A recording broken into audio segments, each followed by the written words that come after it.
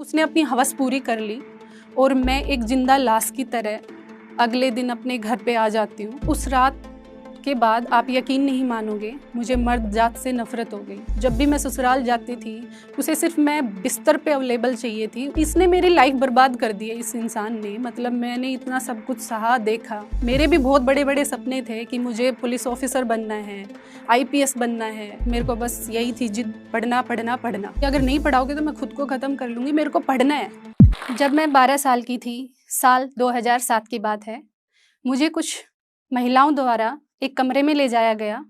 मैंने वहाँ पे जाके देखा कि एक पुरुष जो कि 25 साल का, अराउंड लगभग 25 साल का था, और उसने अंदर से कुंडी लगाई और मुझे बेड पे लेटाया और उसने वो किया जो शायद, मतलब मैं एक जब लड़की बालिग होती है और उसके साथ उसके बिना मर्जी के होता है तो भी वो एक अपराध की श्रेणी में आता है।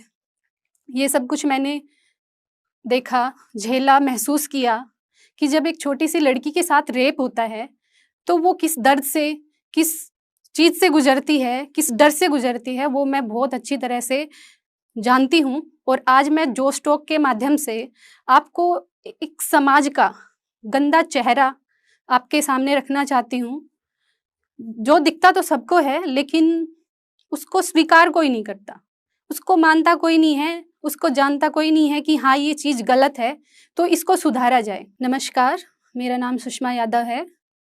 हरियाणा के जिला झज्जर से मैं एक छोटे से गांव में पैदा हुई। हमारे परिवार में हम 3 बहन भाई, 2 बहनें और 1 भाई। नॉर्मली जैसे सभी लड़कियां स्कूल जाती हैं, सपने देखती हैं, वैसे ही मैं भी देखा करती थी। लेकिन क्या हुआ, नॉर्मल स्कूल जाना आना, खेलना कूदना चल रहा था। 7th में जब मैं 7वीं कक्षा में हुई और तो मेरी ज़िंदगी एकदम से पलट गई।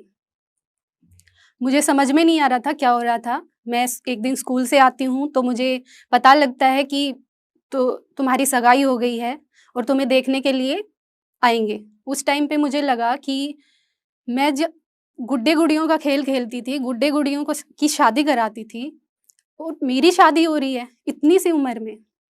काफ़ी सवाल थे मेरे मन में, लेकिन पूछूँ तो मैं एक छोटी सी साड़ी में लिपटी हुई अपने ससुराल जाती हूँ और मैं वहाँ देखती हूँ बहुत लेडीज़ें होती हैं, ननद सास जो आप सभी जानते हैं, सभी होती हैं। और रात को वो हमें ले जाती हैं एक कमरे में। मुझे कुछ समझ में नहीं आ रहा होता है कि हो क्या रहा है, और कमरे में ले जाके मेरे को उस जो पहले से ही मौजूद था, मेरा हस्बैंड, उसके पास छोड़ दिया जाता है। वो क्या करता है, कुंडी लगा देता है। मुझे समझ में नहीं आ रहा होता कि हो क्या रहा है। एक 12 साल की लड़की को ये नहीं पता होता कि उसके साथ ये हो क्या रहा है और होता क्या है, शादी का मतलब क्या होता है, कुछ भी नहीं पता और उसके साथ ये सब कुछ हो जाता है। और एक जो आदमी मैच्योर है उसे बहुत अच्छी तरह पता है कि ये होते क्या चीज़ है, शादी के बाद होता क्या है, और वो मेरे को देख भी लेता है। उसके बाद उसने ये नहीं सोचा कि ये बच्ची है क्या, क्या इसका शरीर है। उसके बावजूद भी उसने मुझे, जो उसको करना था उसने किया। मैं रोती रही, बोलती रही, मना करती रही, फिर भी उसने ज़बरदस्ती की। माना तो ये जाता है कि जब लड़की बालिग होती है, उसके बाद भी मतलब ज़बरदस्ती हम उसके साथ नहीं करते, वो एक अपराध की श्रेणी में आता है। फिर भी सारी चीज़ें मेरे साथ हो रही थी और कुछ लोग अनजान, पता था, वो जो लेडीज़ थी उनको सब पता था, लेकिन वो फिर भी सब कुछ जानते हुए भी अनजान बने बैठी हुई थी। ये सब जान के कि शादी की है, शादी होगी तो ये सब कुछ होगा ही। लेकिन किसी ने एक बार ये नहीं सोचा कि शादी तो हो गई ठीक है, लेकिन किसके साथ क्या हो रहा है? वो लड़की जो जिसको हम छोड़ के आए हैं उसके साथ हो क्या रहा है, वो किसी ने नहीं सोचा। उस इंसान ने अपनी जितनी भी हवस थी, भड़ास थी, वो सब कुछ उसने अपनी हवस पूरी कर ली और मैं एक जिंदा लाश की तरह अगले दिन अपने घर पे आ जाती हूँ। और उस रात के बाद आप यकीन नहीं मानोगे, मुझे मर्द जात से नफरत हो गई। जब भी मैं कभी अपने भाई या अपने पिता को देखती या किसी और मर्द को देखती तो मुझे उससे घिन आती थी और बस मेरे दिमाग में वो रात आ जाती थी कि मर्द होते ही ऐसे हैं, वो सिर्फ अपनी हवस की सोचते हैं। वो ये नहीं देखते कि एक स्त्री या एक लड़की पे क्या बीतती है, क्या नहीं बीतती, वो क्या चाहते, क्या नहीं चाहती। उन्हें किसी से मतलब नहीं है, बस उन्हें इसी चीज़ से मतलब है। और उसके बाद चलता रहता है ऐसा सब कुछ। और 8वीं में जब मैं होती हूँ, तो मेरे बहन की बच्ची होती है, और उस टाइम पे वो फिर मेरे पापा पे प्रेशर बनाते हैं कि हम अभी इसको लेके जाएँगे। पापा बोलते कि नहीं, ज़बान हुई है कि 12th के बाद हम भेजेंगे और उसके बाद ही भेजेंगे। मना करने के बावजूद वो बिना बताए मुझे लेने आ जाते हैं। मेरे पापा के ऊपर क्या प्रेशर बनाया जाता है सोशली, या फिर मेरी बहन को लेके प्रेशर बनाया जाता है कि अगर उसको नहीं भेजोगे तो हम इसको आपके पास भेज देंगे, अपनी बड़ी बेटी को भी अपने पास रखिए। फिर वापस मेरे को पापा आते हैं और पापा मम्मी से बोलते हैं कि इसके सूट रेडी कराओ, सिलवाओ सूट वगैरह, इसको इतनी तारीख को ससुराल भेजना है। मतलब मेरे पापा समाज के हिस्सा बन के नहीं जिए, वो गुलाम बन के जिए हैं। और मैं तो यही बोलना चाहूँगी कि गुलाम नहीं बनना है, हमें समाज का हिस्सा बनना है और अपनी ज़िंदगी आराम से अपने बच्चों की खुशी के लिए और अपनी खुशी के लिए जीनी है। मैं वहाँ जाती हूँ, फिर मुझे वही आदमी मिलता है, वही बिस्तर और वही कमरा, फिर वही दर्द, वही घुटन फ़ील होना, सब कुछ वही जो मैंने उस रात को देखा था, महसूस किया था, सारी चीज़ें वही मेरे साथ हुई। ऐसे ही चलता गया, मैं अपने घर वापस आती हूँ थोड़े टाइम के बाद, और ये सिलसिला फिर हम जब भी मेरी गवर्नमेंट छुट्टियाँ होती, जब स्कूल की छुट्टियाँ होती, हर छुट्टियों में मुझे लेने आता और मैं चली जाती। मेरे पेरेंट्स मुझे भेज देते, मैं हमेशा मना करती कि मुझे नहीं जाना है। फिर वो मुझे भेज देते कि नहीं बेटा, समाज क्या कहेगा, तेरी बहन दुःख को दुखी करेंगे। फिर मैं ऐसे ही चलती गई। 8वीं में जब मेरी पढ़ाई पूरी हुई, वहाँ से बातें आती हैं मेरे पापा के पास कि अब हम इसको परमानेंटली लेके जाएँगे, हम यहाँ नहीं छोड़ेंगे, हमें इसको नहीं पढ़ाना। क्योंकि हमारा लड़का इतना पढ़ा लिखा है नहीं, हम इसको भी नहीं पढ़ाएँगे। और लड़के की मेंटालिटी ये थी कि अगर कोई लड़की पढ़ लिख जाती है, तो वो किसी लड़के के साथ भाग जाती है या फिर वो कैरेक्टरलेस हो जाती है, उसका कैरेक्टर नहीं रहता। लेकिन मैं अपनी चीज़ों पे अड़ी रही कि मुझे पढ़ना है, लेकिन पापा फिर से वही समाज का उठा के लेके आए सारी चीज़ें, और उन्होंने मुझे ये कहते हुए भेज दिया कि बेटा जा, अगर तेरे को पढ़ाए तो तू पढ़ लेना, नहीं पढ़ाए तो उससे बोलना जो चीज़ तुझे चाहिए है ना, सूट नए चाहिए, खाने को चाहिए, कुछ भी चाहिए, उसको बोलना चाहिए, वो टोकरी डाल के खिलाए। मेरे भी बहुत बड़े-बड़े सपने थे कि मुझे पुलिस ऑफ़िसर बनना है, आईपीएस बनना है, और मैं अपनी पढ़ाई को कैसे छोड़ सकती थी। मैं वहाँ जाती हूँ और मुझे लगता है कि हाथ-पैर मारती हूँ, मुझे लगता है कि नहीं होगा, ये मेरे को नहीं पढ़ाएँगे, बिल्कुल नहीं पढ़ाएँगे। आज शायद मैं जोश टॉक के मंच के माध्यम से आज पहली बार ये बात बता रही हूँ। शायद मेरे पेरेंट्स भी आज ये बात जानेंगे कि मैंने उससे ये बोला कि अगर आप मेरे को नहीं पढ़ाओगे तो मैं खुद को ख़त्म कर लूँगी। तो मैंने उससे 2-3 बार बोला कि अगर नहीं पढ़ाओगे तो मैं खुद को ख़त्म कर लूँगी, मेरे को पढ़ना है। तो वो बात उसने पता नहीं अपने भाइयों से किससे बताई कि ये ऐसे-ऐसे बोल रही है, अगर नहीं पढ़ेगी तो मर मर जाएगी, और मैं सीरियस थी। मेरा जो डिप्रेशन लेवल है वो काफ़ी डिप्रेस थी, और मेरे को बस यही थी जिद, पढ़ना, पढ़ना, पढ़ना। उसके बाद मेरे को भेज दिया गया। मेरे लिए वो बहुत खुशी का पल था, मैं आपको बता नहीं सकती उस टाइम पे मैं कितनी खुश हुई थी। और मैंने शायद झूठ भी बोला कि मम्मी से कि नहीं, मैंने नहीं बोला ये सारी चीज़ें, उन्होंने खुद ही बोला है कि जाओ तुम पढ़ लो। छोटी-सी थी ना, समझ में नहीं था क्या है, क्या नहीं है। जो मुझे ये था कि मैं कैसे पढ़ सकती हूँ, बस मेरे दिमाग में यही था, और मैं पढ़ी। फिर चलता रहा सिलसिला ऐसे ही, मैं जाती थी छुट्टियों में। वो उसने मेरे से एक बात बोली थी कि अगर तू ठीक है, तू बोल रही है ना पढ़ने के लिए, जा। लेकिन तेरे को ऐसा करूँगा कि तू फ़ेल होएगी और तेरे घर के ये कह के भेजेंगे, जा फ़ेल हो गई, अब तू अपने ससुराल में जा, अपना चूल्हा-चाका कर, अपना गृहस्थी बसा।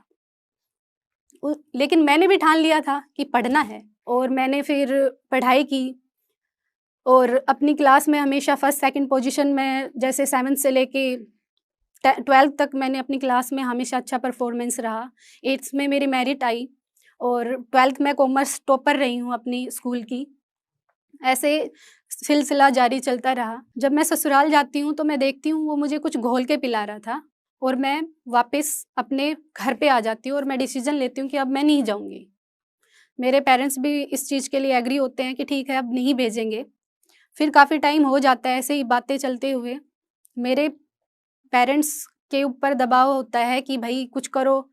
पापा मतलब एक डिसीज़न नहीं ले पाए कि मैं अपनी बच्ची को इस रिश्ते से निकाल दूँ। बात वहीं की वहीं अटकी छोड़ रखी है। ऐसे करने से तो मेरा उससे कुछ वास्ता अलग तो नहीं हुई ना मैं, यहाँ रहने से अलग तो नहीं हुई। मुझे बस ये था कि कुछ हो, लेकिन एक मन में एक चीज़ भी था कि मैं इसने मेरी लाइफ़ बर्बाद कर दी है इस इंसान ने, मतलब मैंने इतना सब कुछ सहा, देखा, अब इसको मैं भी नहीं छोड़ूँगी। और मैं कॉम्पिटिशन की तैयारी कर ही रही होती हूँ, तब देखती हूँ कि डिवोर्स लेटर आता है और उनका तो मकसद ये था कि इसको फिर से इनको इसकी फैमिली को और इसको मेंटली प्रेशर दिया जाए इनको दोबारा से, ताकि ये आ जाए, वापस इसको भेज दें परमानेंटली कुछ भी करके। डिवोर्स हम कोर्ट में जाते हैं और मैंने ये चीज़ देखी कि इससे पीछा छुटाना ही मेरा मतलब मैं प्रगति की तरफ बढ़ सकती हूँ, जा सकती हूँ।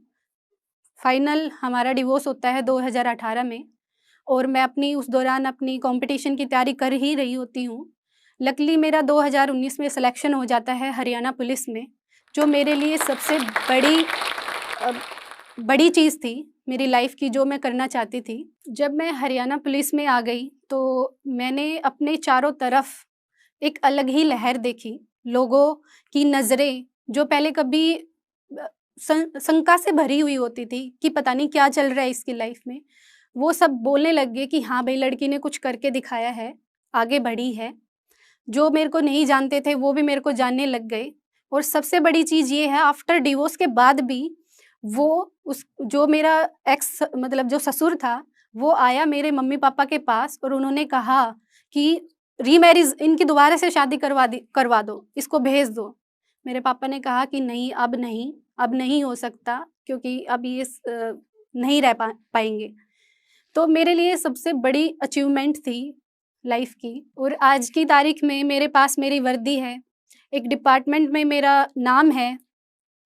जो लड़की कभी बंद कमरे में रो रही थी 12 साल की, वो आज अपने दम पर अपना खर्चा उठा रही है। अगर आज मैं नहीं पढ़ती तो शायद मैं वहाँ या तो इस दुनिया में ही नहीं होती या फिर मैं बच्चे पाल रही होती और खुद भी घुटती रहती, पिसती रहती।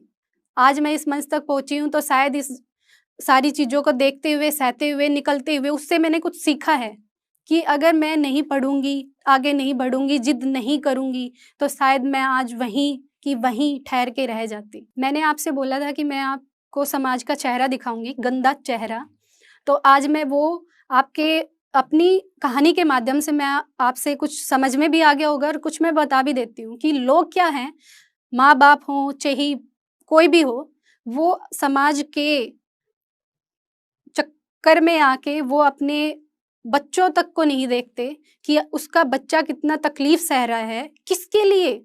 जो समाज कभी किसी का हुआ ही नहीं है आज तक, कभी किसी का नहीं हुआ है। आप अपने चारों तरफ देखिए, कभी नहीं होता है। बाल विवाह 1929 में मतलब अधिनियम आया कि इस पे रोक लगाई जाए, अभी शादी नहीं होगी, कानून पारित हुआ, लेकिन बाद में भी बहुत सारी शादियां हुई। और 2007 का केस मैं आपको बताती हूँ, मेरा ही है। कोई फ़ायदा नहीं है समाज के चक्कर में आके। हरियाणा में आपने बहुत सारे केस देखे होंगे, अपने बच्चों को मार तक देते हैं। तो समाज का हिस्सा होना बहुत ज़रूरी है, समाज का गुलाम होना बिल्कुल भी ज़रूरी नहीं है। गुलाम बन के रहना कोई ज़रूरत नहीं है। इसका मतलब फिर तो हमें ज़रूरत ही नहीं थी कि 1947 में हम आज़ाद हों, फिर तो हम गुलाम ही रह लेते। फ़ायदा क्या हुआ आज़ादी का? तो फ़ायदा यही है, अपनी मानसिकता को बदलिए, बदलाव कीजिए, बदलाव आप खुद से कर सकते हो।